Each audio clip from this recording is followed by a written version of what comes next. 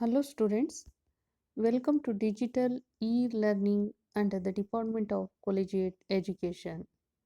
Students, this lecture is for 5th SEM BCom. I am taking the subject Accounting for Managerial Decision. Today's topic is Ratio Analysis, Unit 4, Session 36. Students, learning objective of this session is to acquire practical knowledge on solvency ratios. Session outcome is solvency ratio provides practical knowledge to the students to measure an enterprise ability to meet its long-term debt obligations and is used often by prospective business lender. Let us try to understand the introduction of this topic. A solvency ratio indicates whether a company's cash flow is sufficient to meet its long term liabilities and thus is a measure of its financial health. Solvency ratios, also known as leverage ratios, determine an entity's ability to service its debt. So, these ratios calculate if the company can meet its long term debt. It is important since the investor would like to know about the solvency of the firm to meet their interest payment and to ensure that their investments are safe. Now, our discussion is confined to debt equity ratio. Debt equity ratio shows the relationship between borrowed funds and owners' funds. The purpose of this ratio is to show the extent of firm's dependence on external liabilities. Debt equity ratio can be calculated with the help of the equation, that is long term debt over equity. Next one is proprietary ratio. Proprietary ratio shows the relationship between owner's equity and total assets of the firm. The purpose of this ratio is to indicate the extent of owner's contribution towards the total value of assets. In other words, it gives an idea about the extent to which the owners own the firm. Proprietary ratio can be calculated while using the equations such as proprietor's funds over total assets. Next one is capital gearing ratio. Capital gearing ratio establishes the relationship between fixed interest and dividend bearing securities to equity shareholders fund. The purpose of this ratio is to know whether the concern is highly geared or low geared. Capital ratio Capital gearing ratio can be calculated using the equation such as fixed interest and dividend bearing securities over equity shareholders fund. The following is the balance sheet of Raja Limited as on 31st March 2018. Calculate debt equity ratio, proprietary ratio and capital gearing ratio.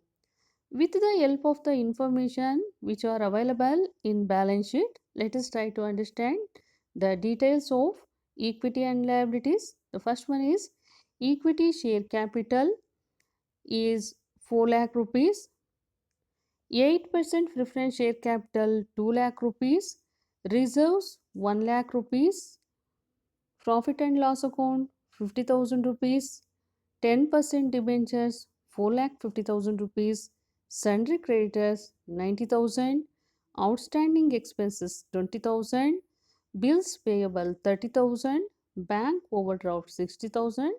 The total of equity and liabilities amounts to 14 lakh rupees.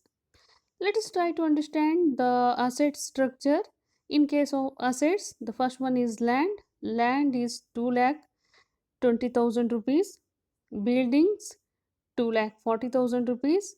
plant and machinery 3,80,000 rupees, furniture 50,000 rupees, sundry debtors 2,20,000 rupees, stock in trade 1,30,000 rupees, cash 20,000 rupees, the total prepaid expenses 20,000 rupees, total 14 lakh rupees.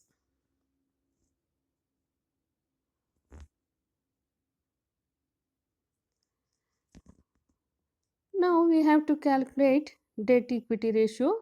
As you know that debt equity ratio can be calculated with the help of the formula, that is long term debt over equity. Let us try to know the long term debts amount. Long term debt can be obtained by adding debentures plus current liabilities. So in this problem, debentures amounts 4,50,000 rupees, current liabilities 2 lakh rupees. So 4 lakh 50,000 rupees plus 2 lakh rupees, it amounts 6 lakh 50,000 rupees. So 6 lakh 50,000 rupees is long term debt or total debt. What about shareholders fund? Shareholders fund belongs to equity share capital and preference share capital plus reserves plus profit and loss account.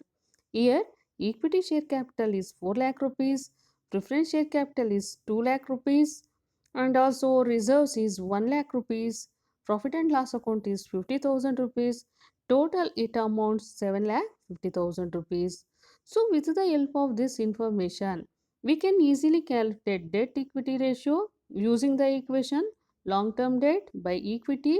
In this case, long term debt amounts 6 lakh 50,000 rupees, equity amount 7 lakh 50,000 rupees. 6 lakh 50,000 divided by 7 lakh 50,000, it amounts 0.87 is to 1.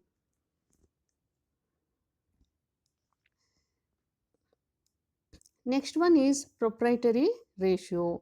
Proprietary ratio can be calculated using the equation such as proprietor's fund over total assets.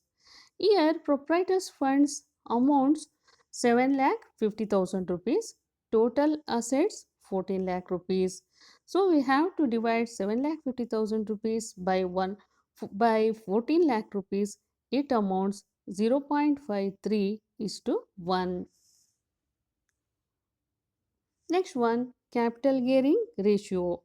Capital gearing ratio can be calculated using the information such as fixed interest and dividend bearing securities by equity shareholders funds.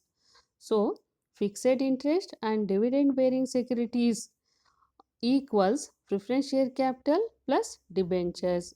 Preference share capital is 2 lakh rupees, debentures is 4 lakh 50,000. Totally it amounts 6 lakh 50,000 rupees. Next one, equity shareholders fund. In equity shareholders fund, we can come across equity share capital plus reserves plus profit and loss account. Equity share capital is 4 lakh rupees, reserves is 1 lakh rupees, profit and loss account is 50,000 rupees. Total it amounts 5 lakh 50,000 rupees. So, capital gearing ratio can be calculated by dividing 6 lakh 50,000 rupees by 5 lakh 50,000. It amounts 1.18 is to 1. We can come to the conclusion that the solvency ratio helps us access a company's long term financial performance as determined by its debt payments. Solvency ratio, also known as leverage ratios, determine an entity's ability to service its debts. Thank you.